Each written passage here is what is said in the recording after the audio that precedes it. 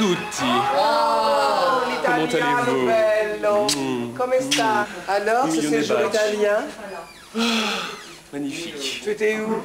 J'étais en vacances studieuses. J'ai rapporté des images, mes enfants, mine de rien. Il faut toujours faire attention à ce qu'il y ait un certain pourcentage et effectivement, c'est pas 50-50.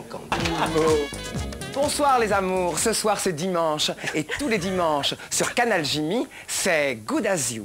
Au programme de ce 29e numéro, une carte blanche que nous avons donnée à Dominique Fernandez, la rubrique de nos inénarrables intarissables, les conseils avisés et non pas avinés de notre diabolique sœur Tilège. Marco est allé à la rencontre d'un transformiste, si, et nous allons commencer ce numéro par le célèbre Fipi de Thomas. C'est quoi Thomas? C'est le petit homosexuel illustré par l'image, à l'usage de toutes celles et tous ceux qui veulent bien démarrer dans la vie. Alors c'est parti, on y va.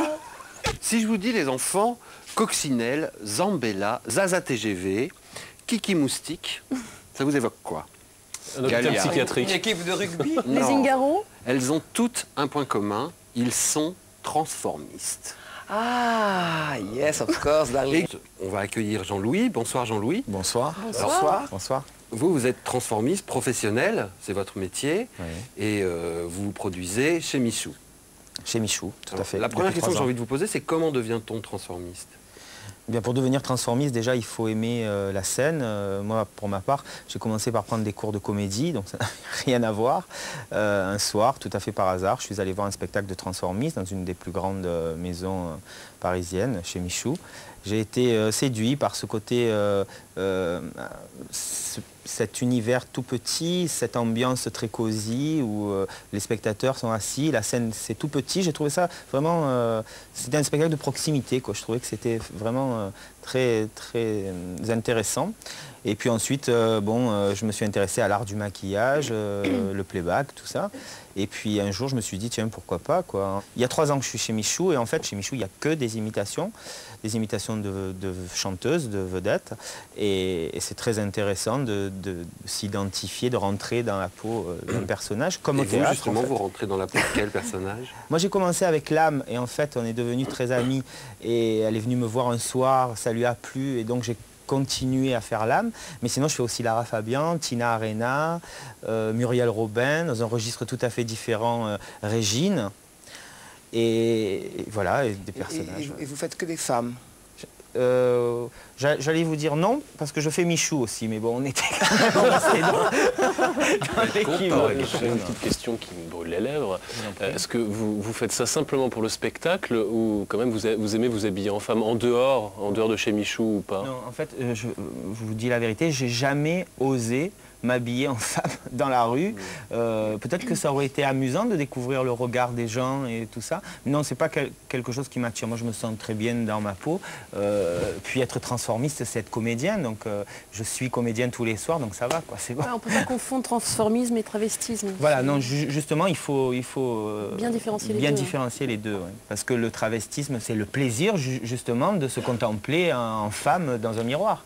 Moi, j'ai du plaisir à voir par le maquillage, je ressemble à Lame ou à Muriel Robin ou à tout ça. Tandis que c'est vrai que si j'avais à ce moment-là le plaisir de me voir dans le miroir, de dire « Oh, je suis une belle femme », alors là, ce serait, je pense, du travestisme.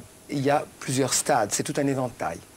On part du transformiste, qui lui fait une performance d'acteur. Tout à fait. Ça. Ensuite, il y a un stade où c'est le travestisme, et puis la 3e étape, et les trois n'ont souvent rien à voir les uns avec les autres.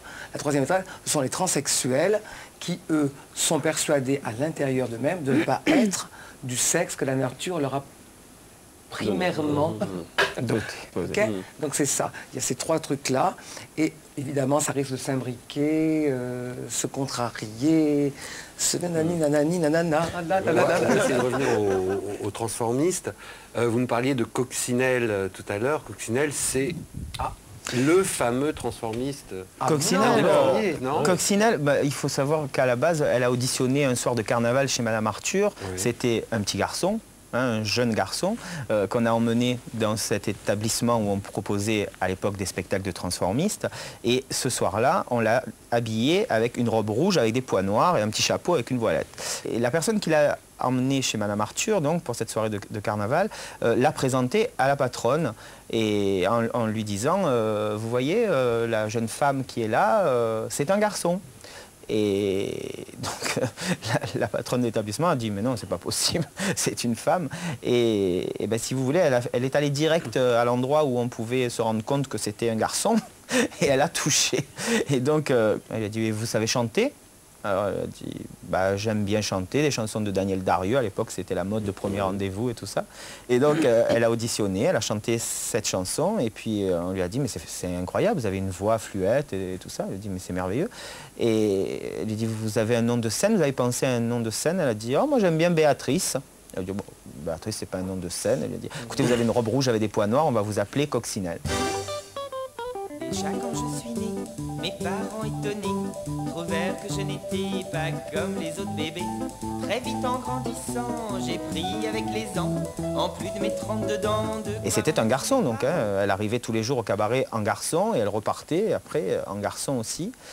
Et son parcours après, un peu particulier. Tout s'est mélangé, voilà. Ah oui. Voilà. Si vous voulez, donc elle est arrivée, c'était un transformiste dans ses premiers débuts. Et ensuite, ce qui l'a consacrée star, c'est qu'elle a été la première à se faire opérer en France et à obtenir un changement d'état civil. En quelle année? C'était en 58. 58, oui, c'est incroyable. En 1958. Mais je crois que c'est une vraie vedette en plus quand même. C'était quelqu'un de Ça a été une très grande célèbre. star. Ça a été une très grande star. Elle a fait l'Olympia en vedette. Oui, oui, elle est toujours en vie. Elle est en pleine forme, à sa vue d'ailleurs. Elle est à Marseille. Elle vit une retraite bien méritée où elle se partage entre ses amis. Et je vous ai porté une photo de Gilda. Alors Gilda, c'est surprenant parce que c'est quelqu'un qui a maintenant 80 ans. Elle a 80 ans. Elle a 80 ans. Oh, tu vois, on a de la marge.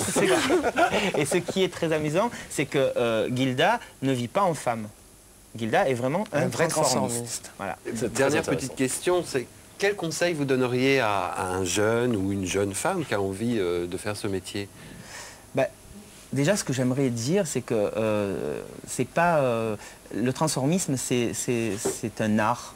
Vraiment, il y a plusieurs disciplines. Donc c'est l'art, ça regroupe plusieurs disciplines. L'art du maquillage, l'art du playback, c'est l'expression corporelle, c'est le mimétisme, c'est plein de choses. Je pense qu'il faut une réelle motivation.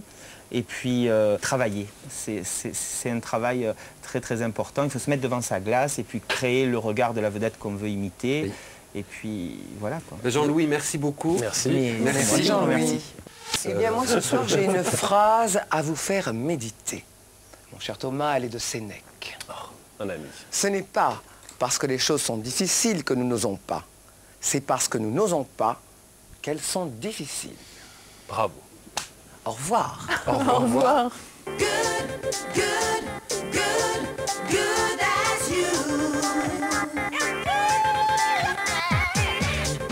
Comme ça, en l'air, non? C'est plus christique. Fidélité impossible. Mais une concession utile. Je suis crevé, je suis le bordel jusqu'à 5 h du matin.